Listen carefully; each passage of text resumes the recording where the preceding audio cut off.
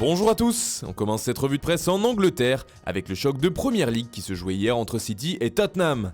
Les deux équipes n'ont pas réussi à se départager, score final de partout. Les Sky Blues étaient pourtant tout proches de l'emporter lorsque Gabriel Jesus a inscrit un but à la 93e minute. Mais celui-ci a finalement été refusé avec l'aide de la VAR, un fait de jeu qui a fait la une des tabloïds anglais. D'où Jesus titre le Daily Star, la VAR arrête les champions. Un événement qui fait également les gros titres du Daily Mail ce dimanche. On part maintenant en Espagne où le Real Madrid a gagné pour son premier match officiel de la saison. Les merengues ont battu le Celta Vigo 3-1 avec notamment des buts de Benzema et Kroos que l'on peut apercevoir en couverture de Marca. Pour le média ibérique, la vieille garde a été sérieuse pour ce match d'ouverture. Les hommes de Zinedine Zidane font aussi la une du journal AS. Ils sont vivants, s'écrit le quotidien, qui précise que le Real d'hier n'était composé que de joueurs déjà présents l'an passé, aucune recrue titulaire, et seul Luka Jovic est entré en jeu. En Catalogne, Neymar fait encore et toujours parler de lui.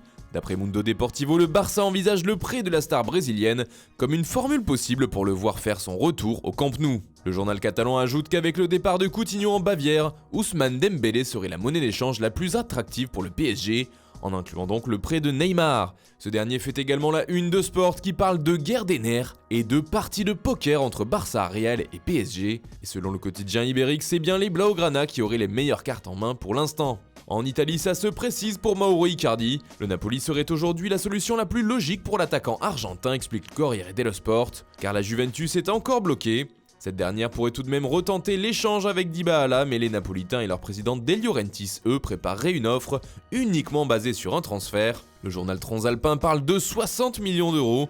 Le Napoli va d'ailleurs enregistrer un nouveau renfort avant qu'Icardi n'arrive, s'il doit arriver.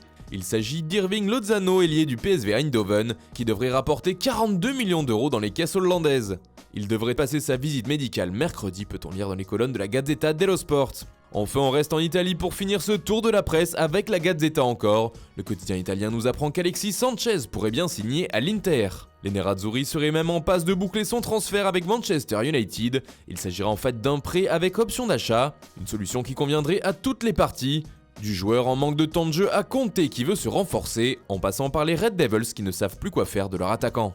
Le Quotidiano Sportivo aussi parle de la venue de Sanchez à l'Inter, mais avance un autre nom comme potentiel recrue en Lombardie. C'est Arturo Vidal qui risque d'être loin dans la rotation du Barça cette saison et qui a le même agent que Sanchez, explique le journal. Voilà, c'est tout pour ce matin, bonne journée à tous, on se retrouve très vite pour une nouvelle vidéo sur Foot Mercato.